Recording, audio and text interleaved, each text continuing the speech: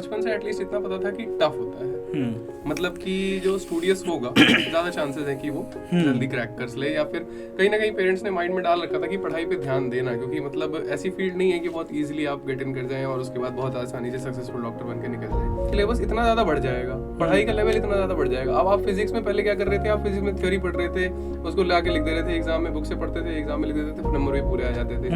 अब आप same effort मार के देख लो, 10 नंबर भी नहीं आएंगे। 9th-10th में हो, ठीक है, आप पढ़ रहे हो, साथ में 4 लोग पढ़ रहे हैं, आप देख रहे हो ये तो पढ़ रहा है, इसको आता था, मुझे नहीं आता था, ये वो different types of thoughts discuss करते हो। मैं आपसे कुछ पूछ रहा हूँ, आप मेरे से कुछ पूछ रहे हो, टीचर मेरे सामने बैठ के पढ़ा रहा है, मैं टीचर के सामने हाथ खड़े कर रहा हूँ, वो अलग अलग चीजें होती हैं। एकदम से एक रूम में आप बंद हो गए, अब आपको पढ़ना है और टेस्ट देना है, और सिर्फ टेस्ट में आपको पता चलेगा कि आपको कितना आता था। सही वो है, बहुत डिफरेंट हो जाता है। एक टाइम आया था तुम्हारा जब तुम्हारा ब्रेकआउट पॉइंट आया था, तो ये हुआ था शायद 12वीं क्लास में, ऑलमोस्ट अक्टूबर-नवंबर के टाइम पे।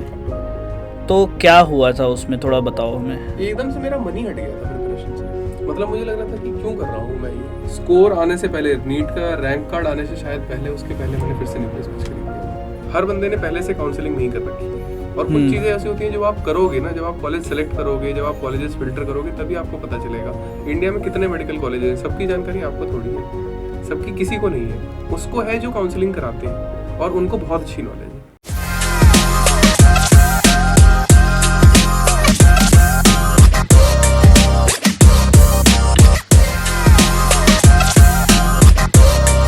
इस वीडियो में सात्विक ने कई जगहों पर नीट प्रेप के टारगेट बैच की बात करी है और न्यूक्लियस बैच की बात करी है। न्यूक्लियस बैच अब स्कोर बूस्टर बन चुका है, उसके बारे में भी बताऊंगा। सबसे पहली बात, टारगेट बैच में आप लोगों को बहुत सारे NCERT बेस्ड क्वेश्चंस मिलते हैं, जो कि नीट में लेवल 1, लेवल 2, लेवल 3 के प्रॉब्लम्स आप लोगों को दिए जाते हैं, और उसके वीडियो सोल्यूशंस भी दिए जाते हैं। उसमें कस्टम टेस्ट जनरेटर, DPP और आप लोगों को फ्लैश कार्ड्स भी मिलते हैं। काफ़ी सारे ऐसे फीचर्स आप लोगों को मिल जाएंगे। तो नीट प्रेप का टारगेट बैच आप लोग लेना चाहें तो डिस्क्रिप्शन बॉक्स में लिंक है, जाके ले सकते हैं। और न्यूक्लियस बैच, जिसके बारे में सात्विक ने बताया, जिसमें वीडियो लेक्चर्स भी हैं, वो अब स्कोर बूस्टर बन चुका है, और उसमें और भी कुछ फीचर्स ऐड हो चुके हैं।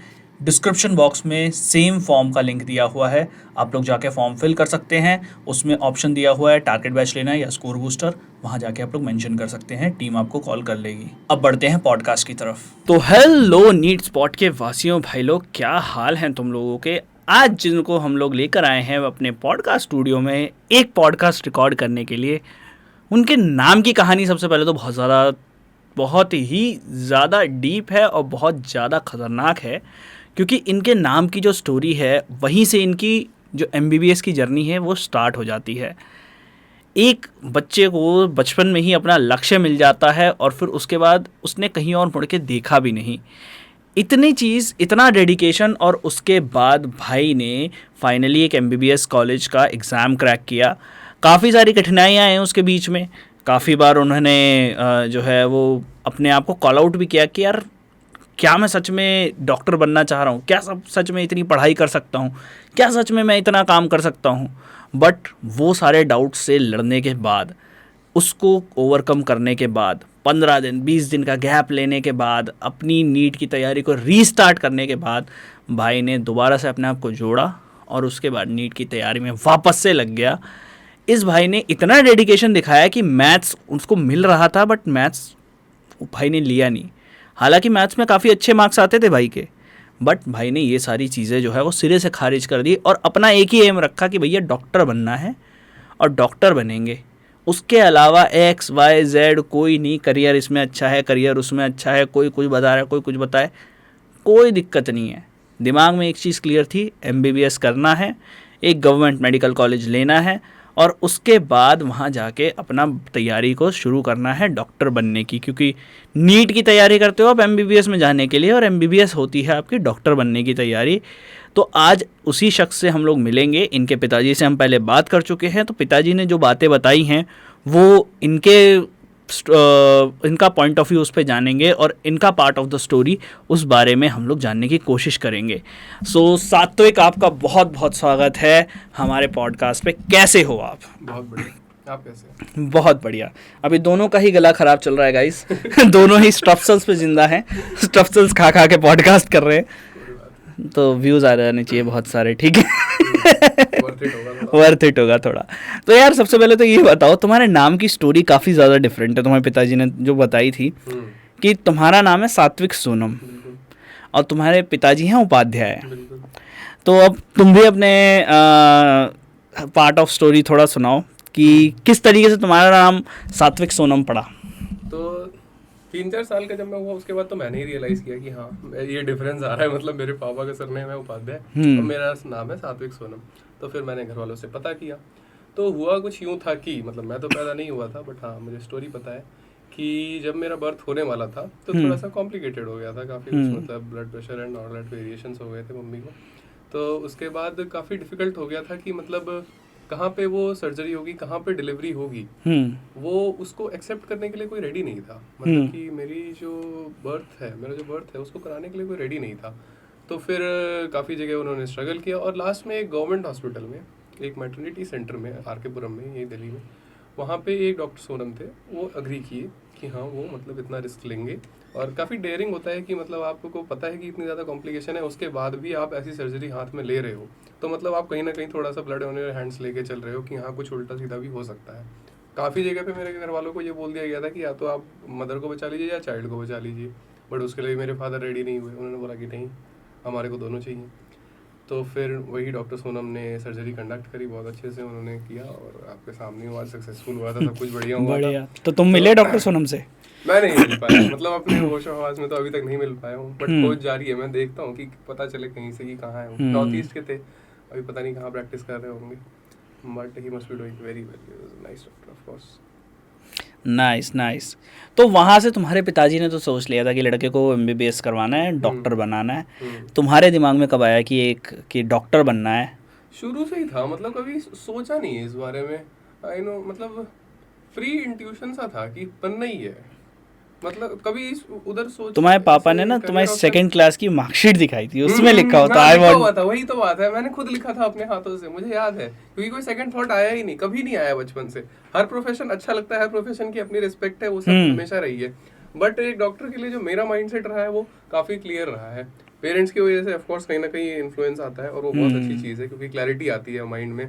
अब आप एकदम ही ओपन रहोगे और फिर कहाँ से कहाँ पहुँच जाओगे, वो अलग चीज़ हो जाती है। दूसरा, बचपन से ही डॉक्टर से तो इंटरेक्शन बचपन से शुरू हो जाता है, क्योंकि आप हर जगह पीडियाट्रिशियंस के पास जा रहे हो, कभी कहीं जा रहे हो। काफ़ी फैसिनेट रहा हूँ डॉक्टर्स की लाइफ से, कभी ऐसा शिकायत नहीं रही कि मतलब क्या भी वर्क प्रेशर होता है, वो सब मैंने देखा है, सब समझता हूँ कि हाँ उनकी लाइफ में स्ट्रेस होता है, बट फिर भी मैंने एक्सेप्ट करना चाहा प्रोफेशन को, मुझे बहुत सही लगा इसके लिए।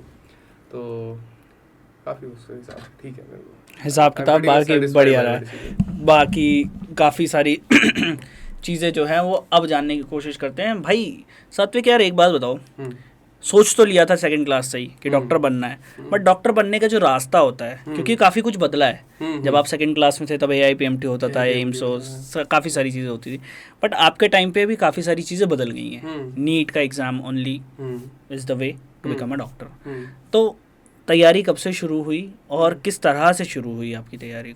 एक तो बचपन से एटलीस्ट इतना पता था कि टफ होता है, मतलब कि जो स्टूडियस होगा ज़्यादा चांसेस हैं कि वो जल्दी क्रैक कर ले, या फिर कहीं ना कहीं पेरेंट्स ने माइंड में डाल रखा था कि पढ़ाई पे ध्यान देना, क्योंकि मतलब ऐसी फील्ड नहीं है कि बहुत इजीली आप गेट इन कर जाएं और उसके बाद बहुत आसानी से सक्सेसफुल डॉक्टर बन के निकल जाएं। तो कहीं ना कहीं पढ़ाई में मतलब वो सीरियसनेस थी। उसके बाद 6-7 तक आते आते मैथ्स की तरफ थोड़ा सा रुझान रहा, जैसा कि मेरे पेरेंट्स ने भी शायद बताया होगा। तो मैथ्स और साइंस दोनों स्ट्रॉन्ग चल रही थी, काफ़ी स्ट्रॉन्ग चल रही थी। मैं मैथ्स भी परस्यू कर सकता था आगे, बट क्योंकि गोल ही पहले से डिसाइडेड था तो बात वही वाला लेना था, तो मैथ्स को लीव किया। और तैयारी तो मैं बोलूँगा कि 8-9 से ही थोड़ा सा advance science, maths and all that थोड़ा सा शेप अप करने के लिए ब्रेन को यूज़ कर लिया था। 10th to 11th का ट्रांजिशन ईजियर हो जाए, इसके लिए मेरे पापा ने पहले ही एक कोचिंग में मेरे को डाल दिया था 10th में, जिसमें कि मैंने डिफरेंशिएशन, इंटीग्रेशन, थोड़ा सा एडवांस मैथ्स, कैलकुलस और ये सब सीख लिया था, जो कि शायद बच्चों को पढ़ाया जाता है जब वो फिजिक्स को सॉल्व करना चाहते हैं। तो ऐसे ऐसे करके और बस शुरू हो गई। ये 10th क्लास के बोर्ड्स के बाद था या फिर 10th क्लास के अंदर ही तुमने डिफरेंशिएशन वगैरह से? बोर्ड्स के बाद अच्छा खासा ड्रॉप, मतलब वो मिलता है ना, ब्लैंक मिलता है। हाँ, ब्लैंक मिलता है 3 महीने का। तो उस टाइम पे मैं थोड़ा सा हो गया उसमें आपने डिफरेंशिएशन वगैरह सीख लिया। उस टाइम तक तो खैर कोचिंग स्टार्ट कर देते हैं, ऑलमोस्ट स्टार्ट कर देते हैं। एक्चुअली मैंने दिया था वो एंट्रेंस टेस्ट दिया था एक कोचिंग का, पॉपुलर कोचिंग स्काई इंस्टीट्यूट का, तो उनका मैंने दिया था 10th में, तो उसमें आ गई थी मेरी 100% स्कॉलरशिप थी, एडमिशन ले लिया था मैंने उसमें। बट ठीक है, उनकी क्लासेस भी शुरू नहीं हुई थी उससे पहले, जस्ट पहले तो मैंने किया था अच्छी खासी, मैंने तैयारी उससे कर पहले ली। क्योंकि तुम्हारे पिताजी खुद भी फिजिक्स में मास्टर्स हैं, तो उन्होंने तुम्हें हेल्प किया काफ़ी कुछ। सही सही सही।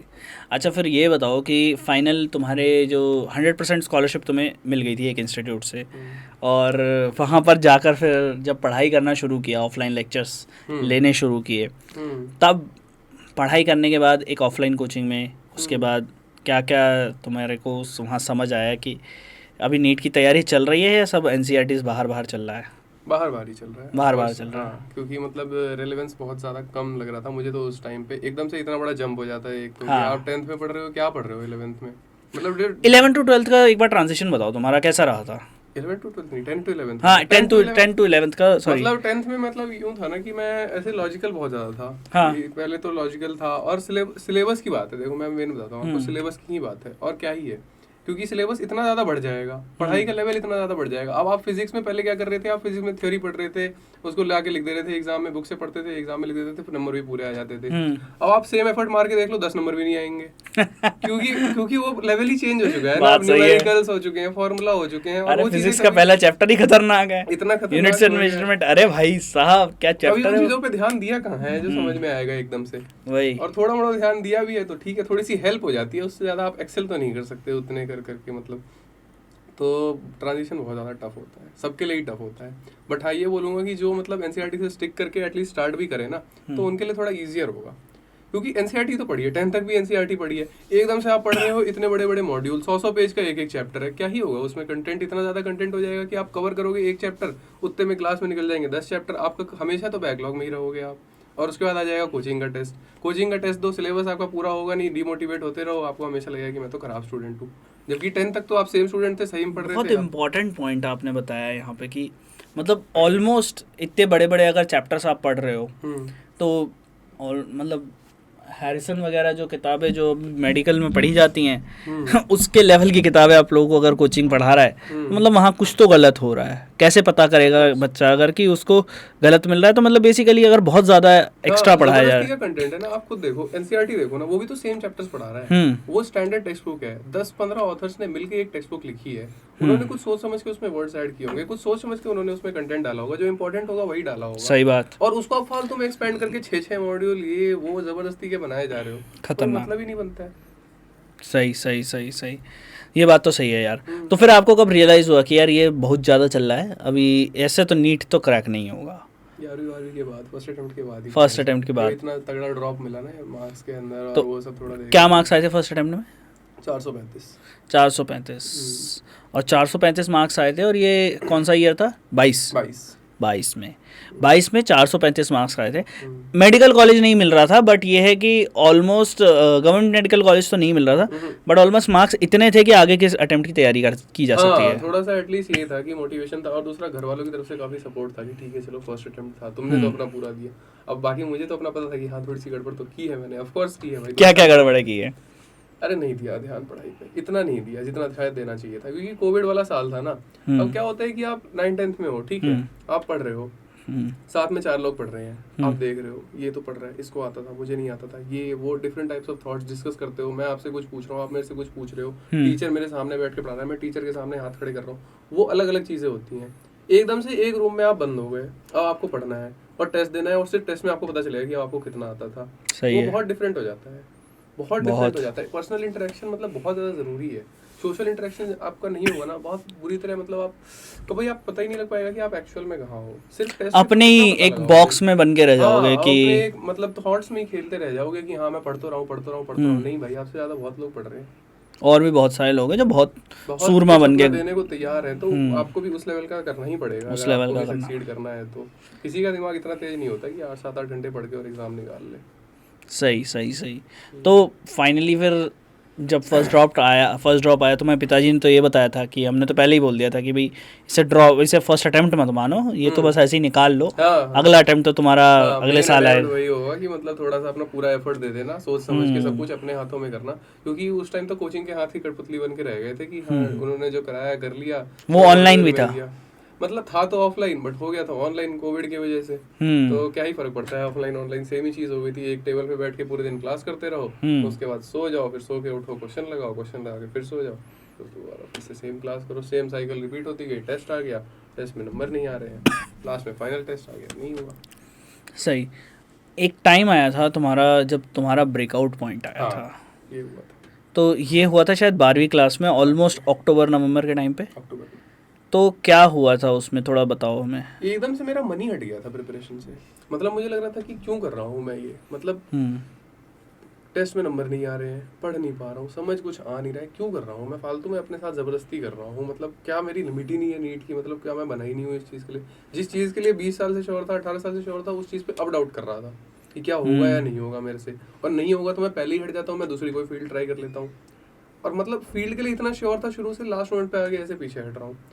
फिर उसके बाद कुछ दिन काउंसलिंग हुई, मेरे क्या कहते हैं 3-4 कज़न्स हैं, तो उनके थ्रू उनसे बात हुई। मेरे फैमिली में ऊपर मतलब सेकंड जनरेशन में कोई डॉक्टर नहीं है, अभी फर्स्ट जनरेशन हम लोग ही हैं सब। तो कज़न्स हैं लेकिन काफ़ी, मेरे भैया हैं PMCH में, अंकुल भी आए हैं, और रुचि दी हैं, वो लोग हैं अभी SS कर रहे हैं वो।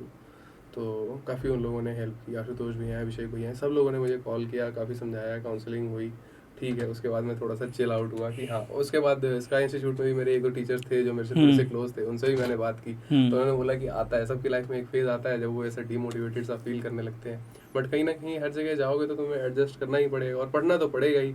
पढ़ना ऐसा नहीं है कि मतलब हर कोई मजे मजे में नहीं पढ़ रहा है, कहीं ना कहीं मजबूरी है ही, सबको पढ़ना तो है ही, एग्जाम क्लियर करना है, पढ़ना पड़ेगा, उसके बाद मौज करो, ठीक है। सही बात। बट ये है कि उस टाइम पे 15 दिन का जो ब्रेक 15 दिन का वाला सिस्टम था, उसके लिए बोला गया तुमको, पिताजी के जो एक कॉलीग थे वहाँ से बताया गया, बट तुमने स्काई से भी हेल्प मांगने की कोशिश करी थी। थोड़ी सी 1-2 टीचर थे वहाँ पे भी क्लोज थे।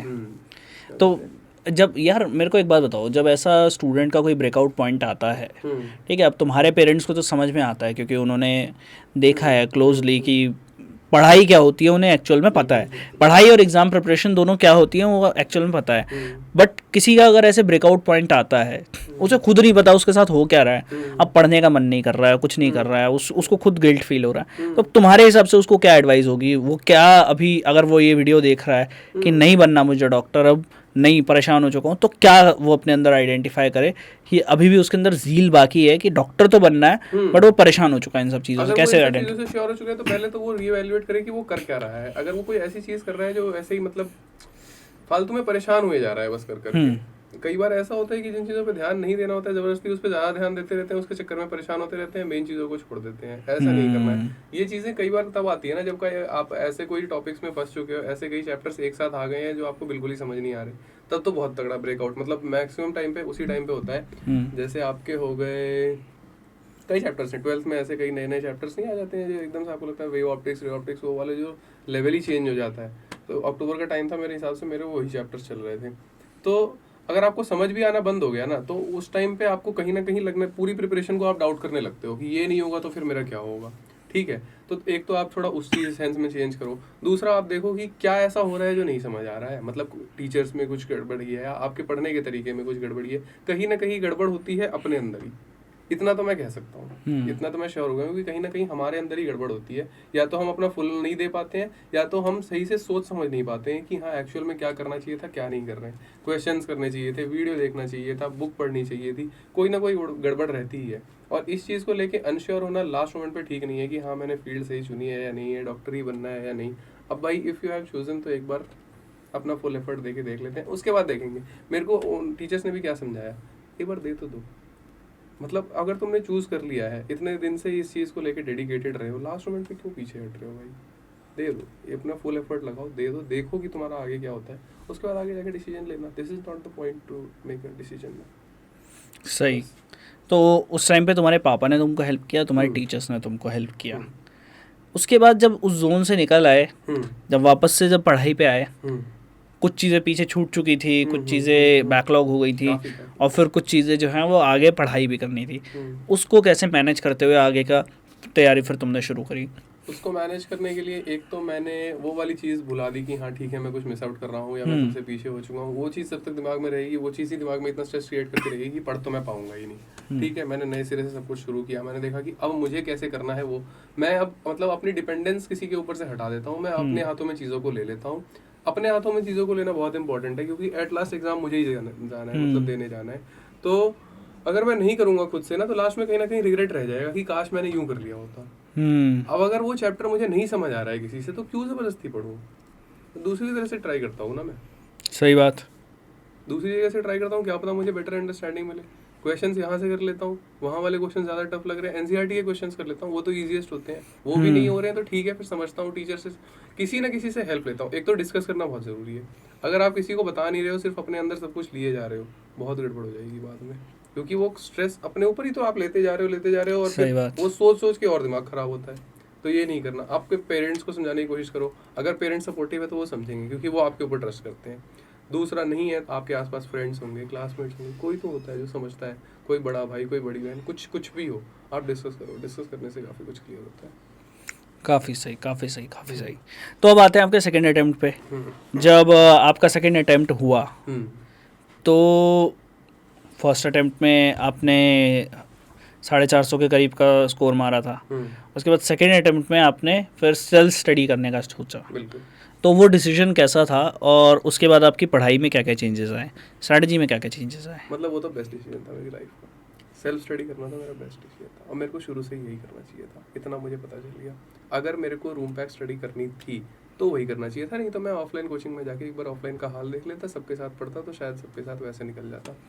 ठीक है, अगर अकेले पढ़ना था तो खुद से पढ़ना। सेल्फ स्टडी में आप सब कुछ अपने हाथ में ले लेते हो, और फिर आप फिजिक्स पढ़ रहे हो, बेस्ट जगह से फिजिक्स पढ़ोगे। केमिस्ट्री पढ़ रहे हो, बेस्ट जगह से केमिस्ट्री पढ़ोगे। बायो पढ़ रहे हो, आप बेस्ट मेथड से बायो पढ़ोगे। पहले आपको एनसीईआरटी करनी है, आप पहले एनसीईआरटी कवर करो। क्यों फालतू में आप मॉड्यूल पढ़ोगे, और क्यों फालतू में आप किसी का लेक्चर देखो। मेरे को बायो मतलब एनसीईआरटी से ज़्यादा बेटर समझ में आती थी लेक्चर के मुकाबले, तो मैं पहले एनसीईआरटी से पढ़ता था, उसके बाद में क्वेश्चंस लगा लेता था, उसके बाद बायो हैक कर लेता था, रिकमेंडेड एमसीक्यूज कर लेता था नीट प्रेप के। नीट प्रेप मैंने ले लिया था इस अटेम्प्ट में, क्योंकि मुझे पता चल गया था कि अगर सेल्फ स्टडी करनी है तो सेल्फ स्टडी के कुछ टूल्स होते हैं, वो मेरे पास होने चाहिए थे। मेरे पास अच्छे लेक्चर्स का एक सोर्स होना चाहिए, और मेरे पास ये होना चाहिए, क्वेश्चन प्रैक्टिस का भी एक सोर्स होना चाहिए। तो नीट प्रेप मैंने उस टाइम लिया था न्यूक्लियस बैच, तो वहाँ से मेरे को अच्छे लेक्चर्स भी मिलते थे। ये चीज़ थोड़ी सी अंडररेटेड है शायद, बट मैं कहना चाहूँगा कि नीट प्रेप के वीडियो लेक्चर्स भी अच्छे हैं। न्यूक्लियस बैच मैं बता देता हूँ बाकी लोगों को। बेसिकली टारगेट बैच अगर आप लोग लेते हो तो टारगेट बैच में आपको क्वेश्चन प्रैक्टिस, टेस्टिंग, वो सारी चीज़ें फीचर्स मिलते हैं। न्यूक्लियस बैच में पूरा पैकेज आपको मिलता है, पूरे वीडियो लेक्चर्स मिलते हैं, फिर उसके बाद टारगेट बैच भी उसमें है और टेस्ट सीरीज़ भी उसी में इंक्लूडेड है। तो सारी चीज़ें एक कंप्लीट पैकेज है न्यूक्लियस बैच। तो अगर आप लोग लेना है आप लोगों को तो link is in the description. तो बताएं आपकी न्यूक्लियस बैच का फिर आपने इस्तेमाल कैसे कैसे किया? न्यूक्लियस बैच जैसा कि आपने बोला, वो एक कंप्लीट पैकेज है। उसके अंदर वीडियो लेक्चर्स हैं, उसके अंदर क्वेश्चंस है, उसके अंदर टेस्ट सीरीज है। मैंने पूरी तरह से फॉलो किया, ठीक है। दूसरी चीज़ नीट प्रेप में जो कस्टमाइज वाली चीज़ है वो मेरे को बहुत पसंद आती है। कस्टमाइज टेस्ट जनरेट करना, अरे वाह क्या ही चीज़ है मतलब वो। तो भाई आप जो पढ़ रहे हो, इस वीक मैंने ये पढ़ा, ठीक है, अब मैंने ये पढ़ा, इसमें से मेरे इतने मार्क्स आए, इसमें से क्या क्या वीक रह गया मुझे तो पता चल गया ना। 2 दिन फिर से पढ़ूंगा, 2 दिन बाद उसका फिर से टेस्ट दे दूंगा, और सिर्फ उन्हीं का दूंगा जो मेरे पिछली बार गलत हुए थे, जो चैप्टर्स मेरे वीक रह गए थे। उससे क्या होगा कि जो पहले दिए थे वो वाले तो सॉर्ट हो ही गए थे, अब गलत वाले और सॉर्ट हो गए, तो मेरा तो परफेक्ट हो गया, वो सेट ऑफ चैप्टर्स मेरे परफेक्ट हो गए। और उसके बाद जब नीट प्रेप की मेन टेस्ट सीरीज आएगी उसमें भी मैं एक्सेल कर जाऊंगा। दूसरा, नीट प्रेप की मेन टेस्ट सीरीज चल रही थी, उससे 2 दिन पहले मैं जो है उसको कस्टमाइज्ड टेस्ट जनरेट करके दे देता था, सेम सिलेबस, ठीक है क्वेश्चन से।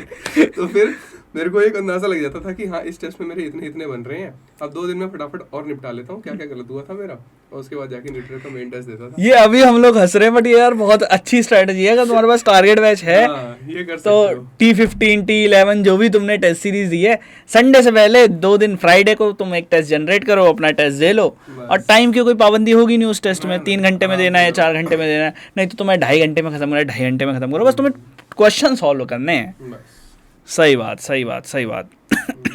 तो फिर नीट प्रेप की टेस्ट सीरीज देते थे, उसके बाद फिर क्लासरूम टेस्ट सीरीज देते थे ऑफलाइन,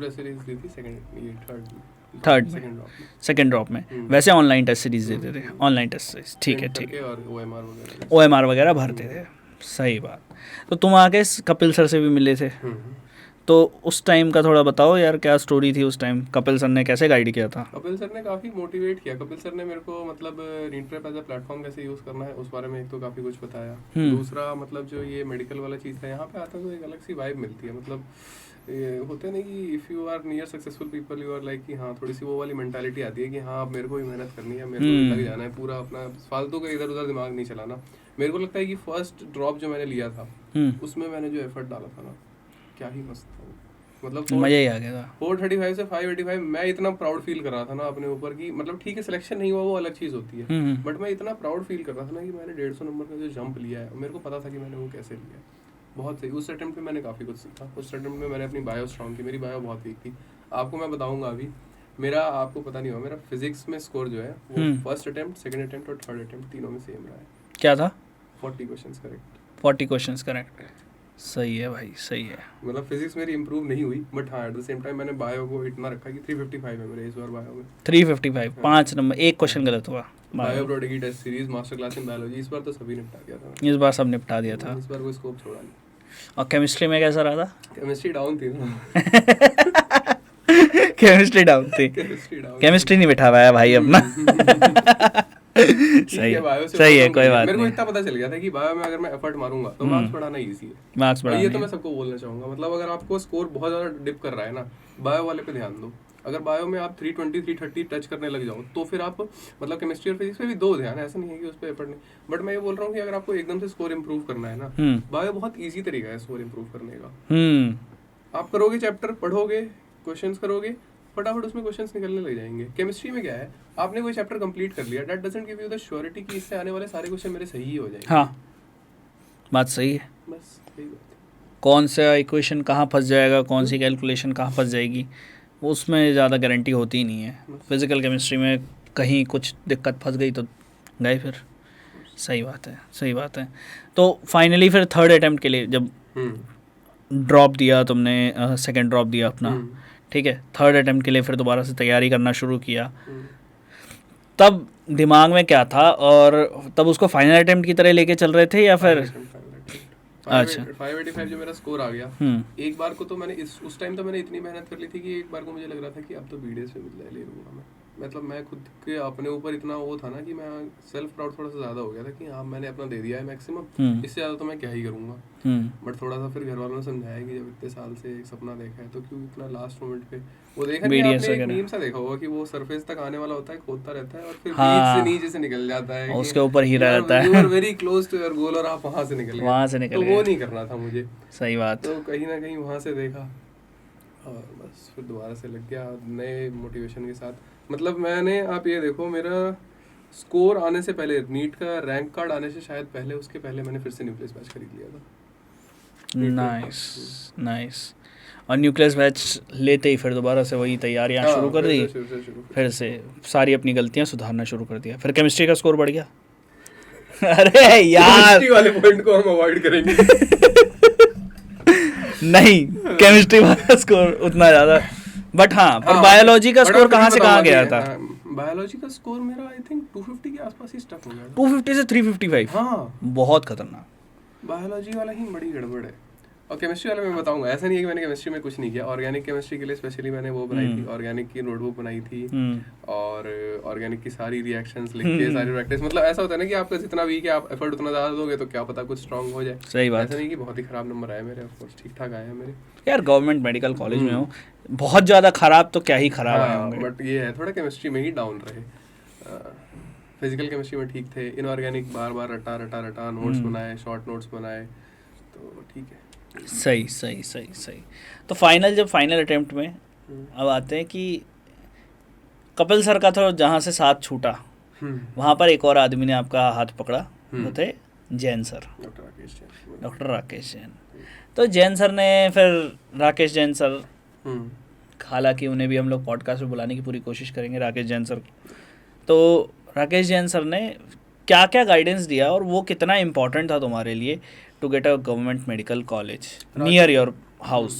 तो राकेश जैन सर के जो मैं मिला था वो भी ऑफ कोर्स कपिल सर के थ्रू, मतलब यहाँ पे चैनल पे आ रहे थे तो उसके थ्रू मुझे थोड़ी सी नॉलेज मिली उनके बारे में। और उनसे मिलना तो मतलब मेरी लाइफ का एक बहुत अच्छा पॉइंट रहा, क्योंकि कहीं ना कहीं वो रैंक का वेरिएशन देख के फिर वही हो गया था कि अब तो साउथ साइड जाना पड़ेगा या फिर अपना जो पसंद का कॉलेज नहीं है शायद वही उठाना पड़ेगा, नहीं तो अब ड्रॉप लेने की पॉसिबिलिटी तो खत्म हो चुकी है। तो राकेश जैन सर से मिले, उन्होंने क्या ही गाइड किया, क्या मोटिवेट किया। He is a next level person, उनको मतलब कोई मुकाबला नहीं है मेरे अकॉर्डिंग। यार मैं एक चीज़ जानना चाहता हूँ, तुम कह रहे हो राकेश जैन सर बहुत ही मतलब अलग तोप आदमी हैं और मतलब खतरनाक आदमी हैं एकदम, और मतलब यूनिकॉर्न वगैरह टाइप आदमी बता रहे हो तुम उनको, बट मैं ये जानना चाहता हूँ कि एक आदमी जिसका काम ये है कि बच्चों को कॉलेज के बारे में गाइड करना, वो कितना ही इम्पोर्टेंट है एज अ मतलब नॉन मेडिकल पर्सन, या मेरे घर में अगर कोई मेडिकल करना चाहेगा तो मैं पढ़ाई लिखाई पे उसकी ज़्यादा ध्यान दूंगा, बजाय कि मेडिकल कॉलेज अगर जो मिलेगा उसमें कुछ जो है वो गाइडेंस लेने में। तो ये कहाँ पर कितना इम्पोर्टेंट है लोगों के लिए, प्लस क्या चीज़ ऐसी है जो अभी तक लोग मिस कर रहे हैं कि वो कॉलेज जो उनकी चॉइसेस है उसमें क्या गलती कर रहे हैं, तुम्हें कुछ पता लगा उसमें? तो ऑफ कोर्स मैं एक चीज़ तो बताना चाहूँगा, ऐसा सोचने की ज़रूरत नहीं है कि पढ़ाई में ही जितना ध्यान दे दिया जाए उसके बाद काउंसलिंग तो ठीक है, जितने नंबर आ गए उस पर जो कॉलेज मिल रहा है रख लिया जाए।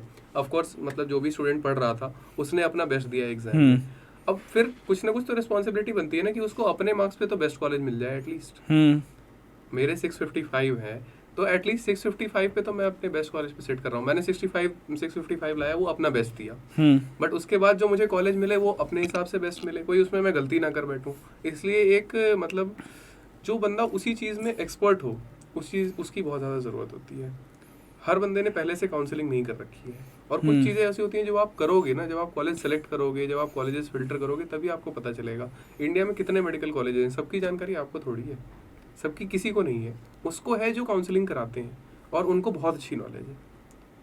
कॉलेजेस को फिल्टर करना, किस ऑर्डर में रखना है, किस राउंड में कैसे पार्टिसिपेट करना है, बहुत ज़्यादा हेल्प रही है उनकी, तो उनको तो बहुत बड़ा थैंक्स।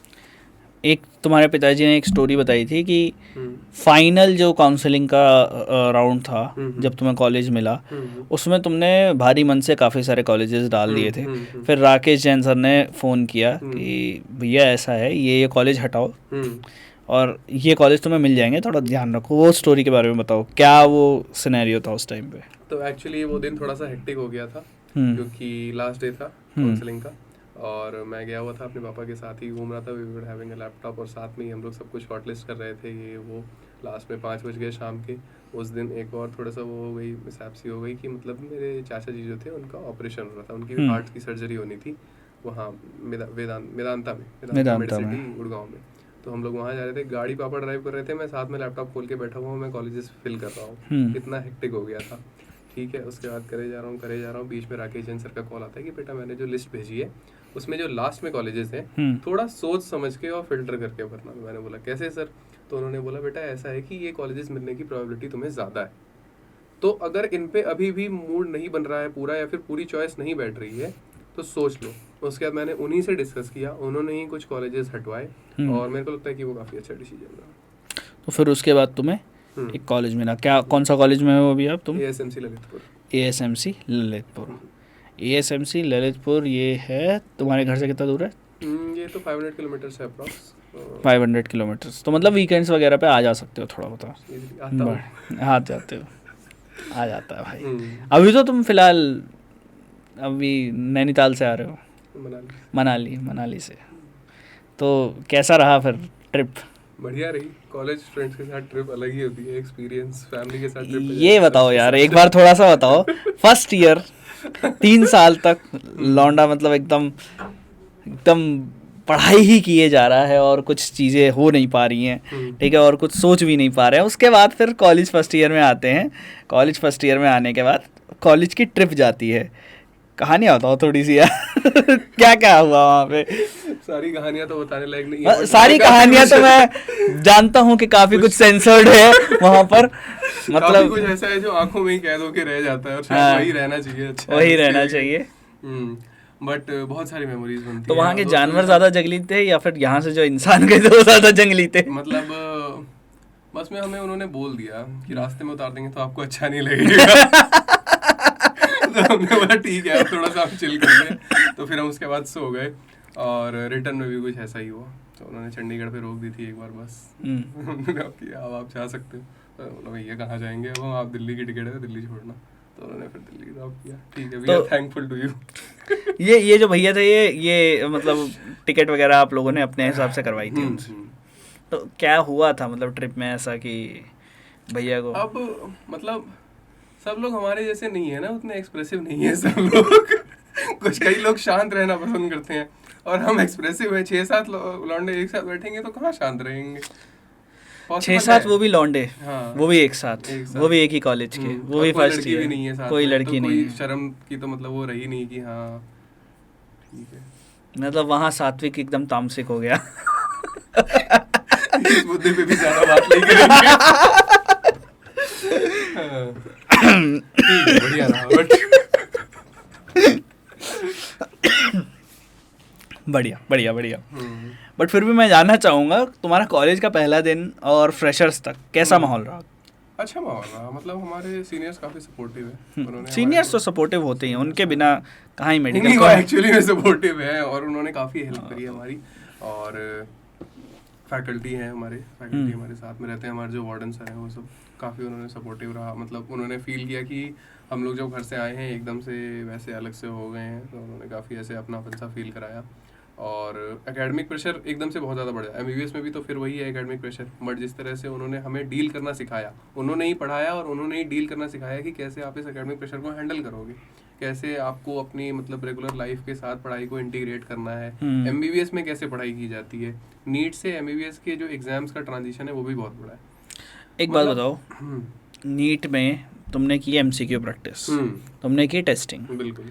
अब पढ़नी है तुम्हें मोटी किताबें पढ़नी है, उनका कंटेंट याद करके और एग्जाम में लिखना है। अब बताओ ये ट्रांजिशन जो होता है वो कैसे होता है, और हाथ वाथ चलते हैं फिर कि नहीं चलते हैं? मतलब मुश्किल तो होता है, इतना तो मैं फील कर लिया हूँ 4 महीने में कि बहुत मुश्किल है।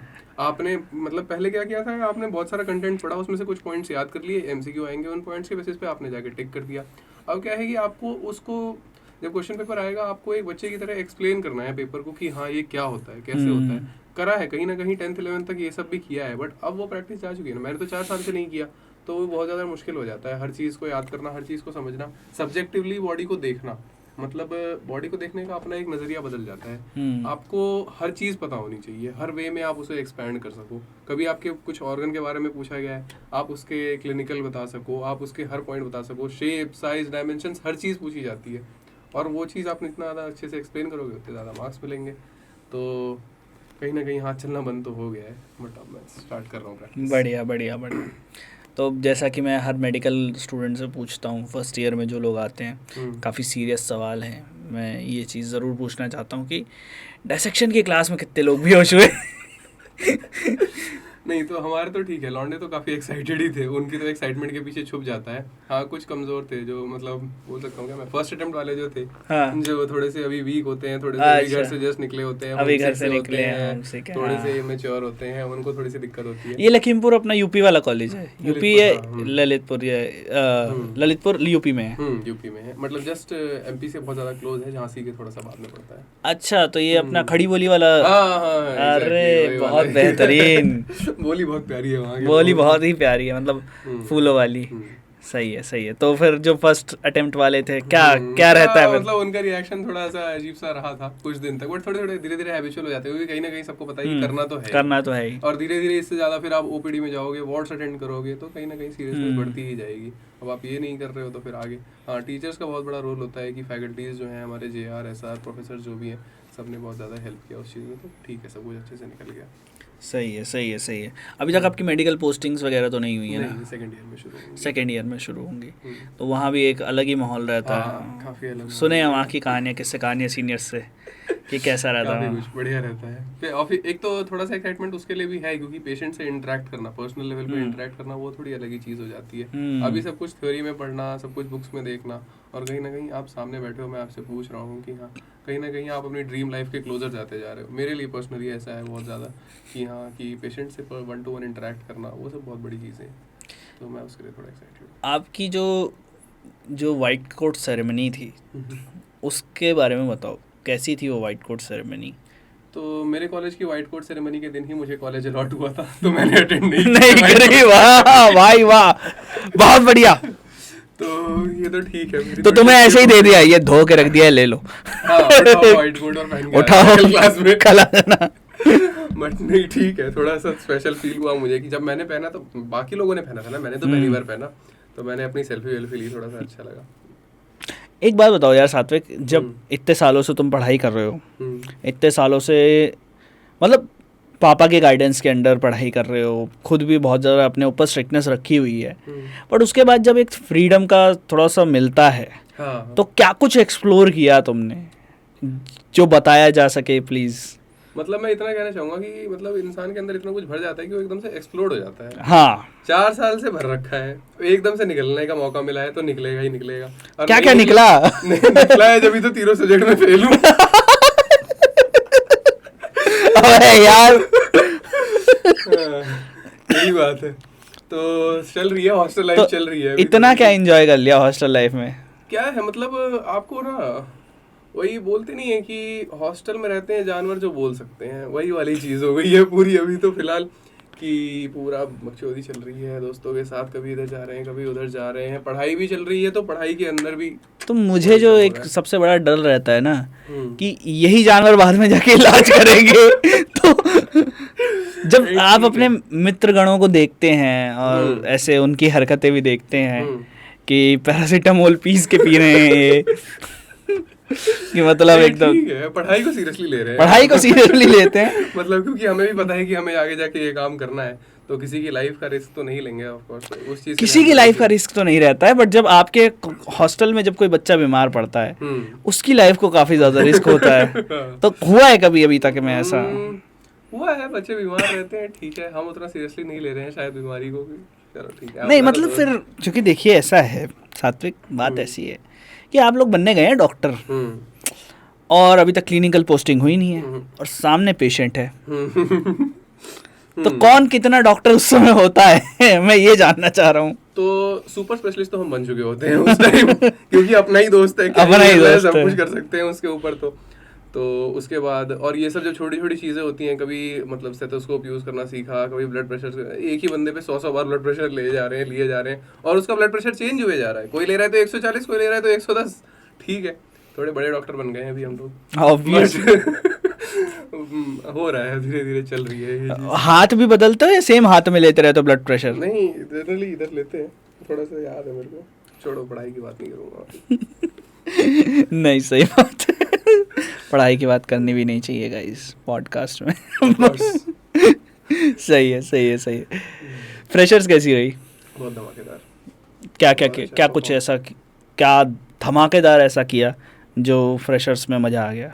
मतलब परफॉर्मेंस हुई, काफ़ी सारी परफॉर्मेंस हुई, लड़कियों ने परफॉर्म किया, तो उन्होंने डांस किया, अच्छा डांस किया उन लोगों ने काफ़ी ज़्यादा, और हम लोगों ने अरेंज की थी फ्रेशर्स। तो सबसे ज़्यादा एक्साइटिंग पार्ट वो था कि आप जब सब कुछ खुद प्लान करते हो, एकदम से आप ऐसे इन्वायरमेंट से निकल रहे हो जहाँ पे आप सिर्फ एक चीज़ के बारे में सोच रहे हो, एग्जाम एग्जाम एग्जाम एग्जाम, और उसके बाद आप मल्टी डायमेंशनल सोच रहे हो, रहने खाने के बारे में आपको खुद से सोचना है, आप ऐसी चीज़ें ऑर्गेनाइज करा रहे हो उसके बारे में आपको खुद से सोचना है, आपका टीचर से इंटरेक्शन हो रहा है, और कोई आपको अच्छे से ट्रीट कर रहा है, लोग आपको दोस्त ऐसे खिला पिला रहे हैं, मज़ा आता है काफ़ी। ये बताओ, जब तुम कॉलेज में एंटर करते हो तब तुम सबके चेहरे देखते हो और सबके चेहरे अलग होते हैं, और फिर आती है फ्रेशर्स, फिर फ्रेशर्स पे ये अबे ये क्या कितने शॉक्स लगे थे उस दिन की, ये ऐसे कुछ हुआ था? काफी नए लोगों के बारे में पता चला कॉलेज। फ्रेशर्स काफी इंटरेस्टिंग होती है, फ्रेशर्स अटेंड करनी, फ्रेशर्स इज लाइक हाँ मेमोरी बन गई, काफी अच्छी मेमोरी बन गई एक लाइफ की। फ्रेशर्स के दिन काफ़ी सारी कहानियाँ होती हैं, काफ़ी सारे जो कि किताबों में रह जाते हैं, इतिहास के पन्नों में छुप जाते हैं, वो आते हैं, प्लस तुम्हें पता लगता है कि अगले 5 साल तक कौन किसके साथ रहने वाला है और कौन सिंगल रहने वाले हैं। मैं टेक्निकली लेके चल रहा हूँ, बाकी तो 1 साल से ज़्यादा कुछ चल जाए तो ठीक है। तो बाकी फिर उस टाइम जब ये सारी चीज़ें पता लगती हैं तो क्या क्या बातें चल रही होती हैं, क्योंकि इंजीनियरिंग कॉलेज के लौंडों को तो मैं जानता हूँ, मेडिकल कॉलेज वाले, क्योंकि तुम्हारा रेशियो बहुत ज़्यादा होता है, मतलब गर्ल्स वर्सेस बॉयज़ का रेशियो, बॉयज़ कम होते हैं, गर्ल्स ज़्यादा होती हैं, इंजीनियरिंग कॉलेज से एकदम उल्टा।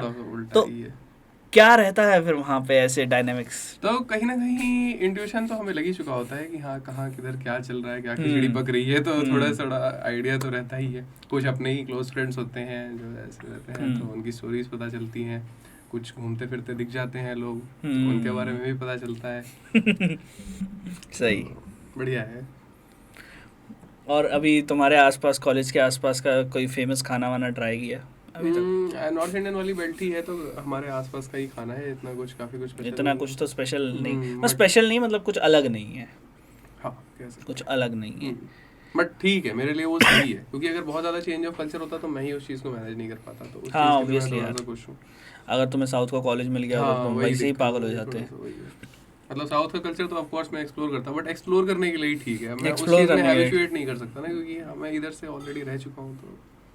तो अभी जब हॉस्टल से घर आते हो तो कुछ दिक्कतें होती हैं कि मतलब अब हॉस्टल की आदत पड़ गई है? हॉस्टल की आदत पड़ गई है मेरे को, तो मतलब घर की याद आती रहती है ना, मतलब घर के खाने की जो फील होती है वो अलग घर के खाने की फील होती है, मतलब अभी भी बंदा घर जाने के लिए अपने रास्ते खुले रखना चाहता है, बहुत ज़्यादा नहीं बोलना चाह रहा है मैं समझ सकता हूँ, ठीक है, बट क्योंकि मैंने भी हॉस्टल डेज देखा है तो खैर कोई बात नहीं ज़्यादा नहीं बोलूँगा, नहीं ठीक है, बोलूँगा तो बवाल हो जाएगा गाइस।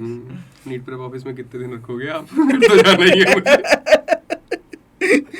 एक ना एक दिन तो सही बात है,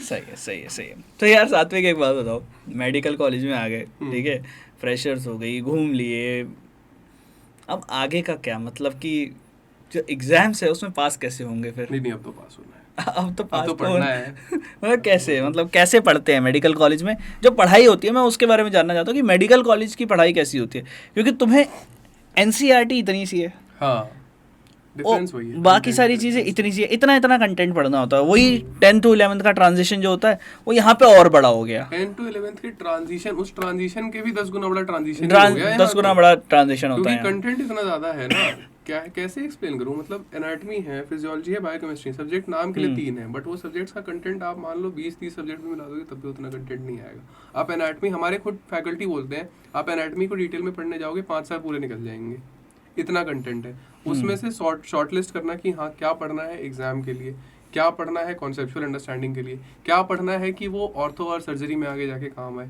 क्योंकि कहीं ना कहीं चीज़ें लिंक्ड होती जा रही हैं। अब एमबीबीएस है तो आपको एक चीज़ पढ़ाई जा रही है, उसका कोई रीज़न है ना, उसके लिए आपको पढ़ाया जा रहा है, तो वो आगे जाके काम आएगा।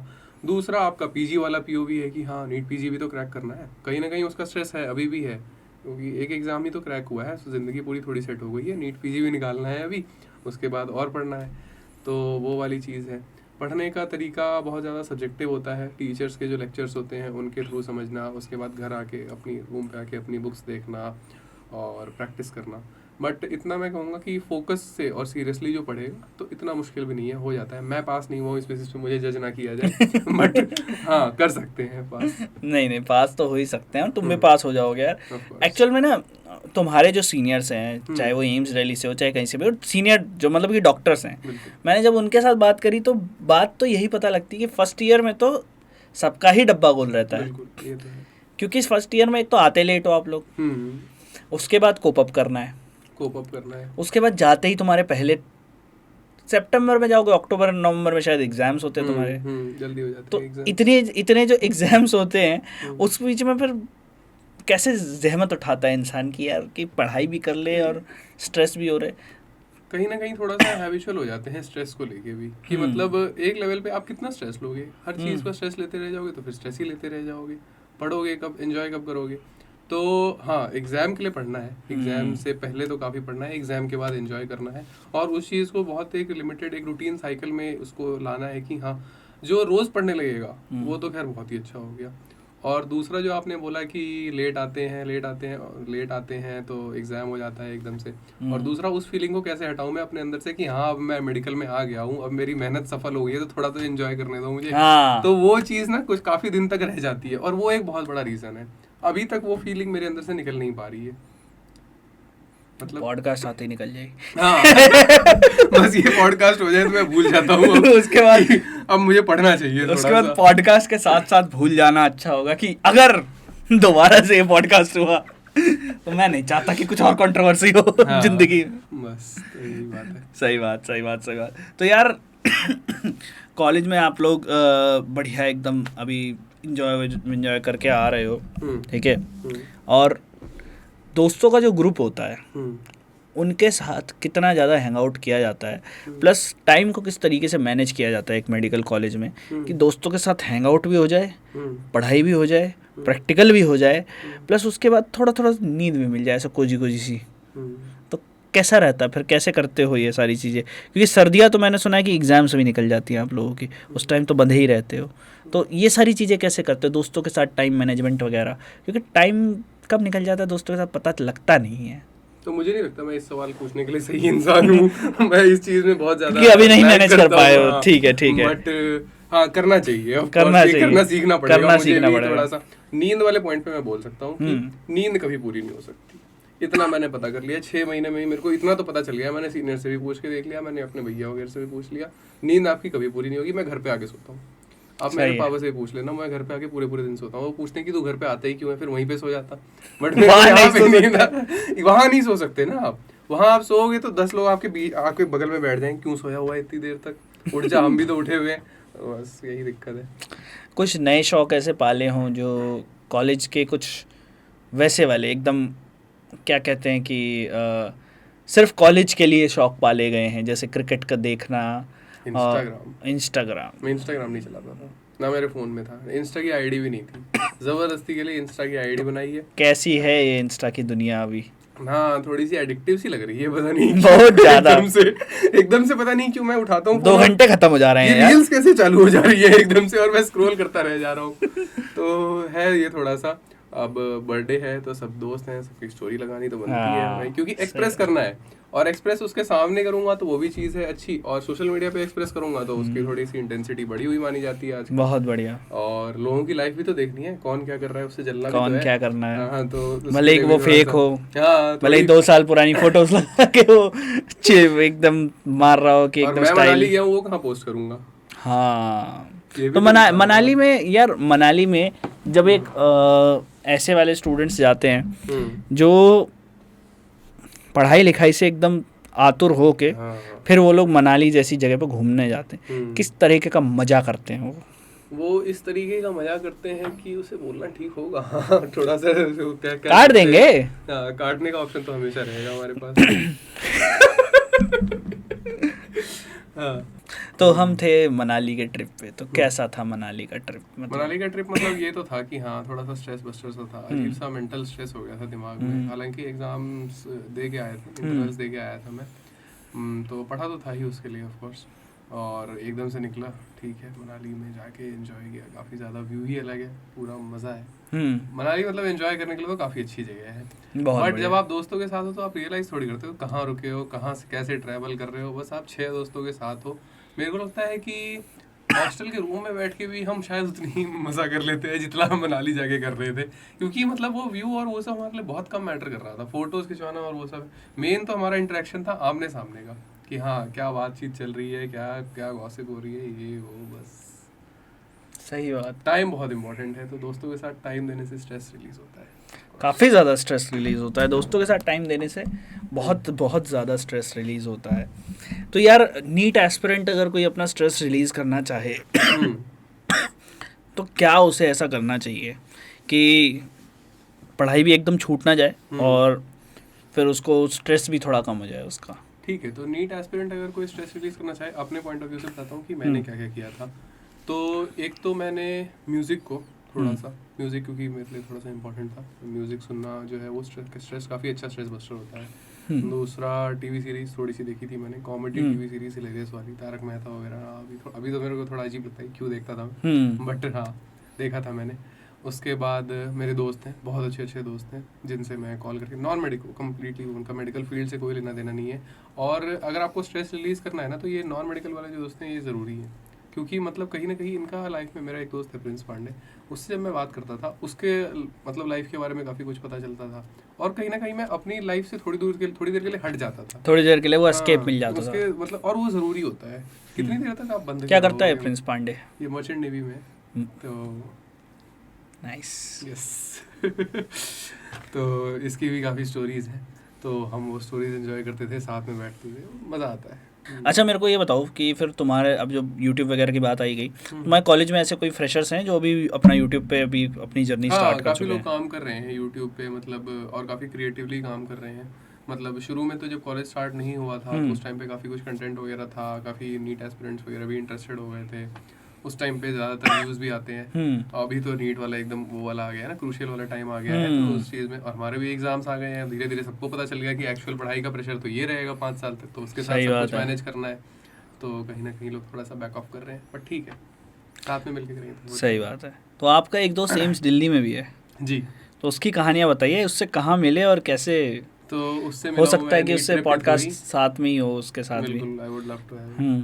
तो वो तो बिल्कुल हमारा सेम ग्रुप था, नीट प्रेप वाला ही ग्रुप था, उसके थ्रू मिले थे और बहुत अच्छा दोस्त बन गया धीरे धीरे। उससे काफ़ी कुछ शेयर किया, स्कोर वगैरह शेयर किए और स्ट्रैटेजीज डिस्कस करी हैं साथ में बैठ के, और बहुत ज़्यादा वाइब मैच हो गई एक तरह से। और जब वाइब मैच हो जाती है तो आप सब कुछ डिस्कस करते हो। सही। तो और आपको मतलब अपनी ही फील्ड में एक ऐसा बंदा मिल जाए जिससे आप सब कुछ डिस्कस कर सकते हो, तो वो उससे बढ़िया क्या ही हो सकता है।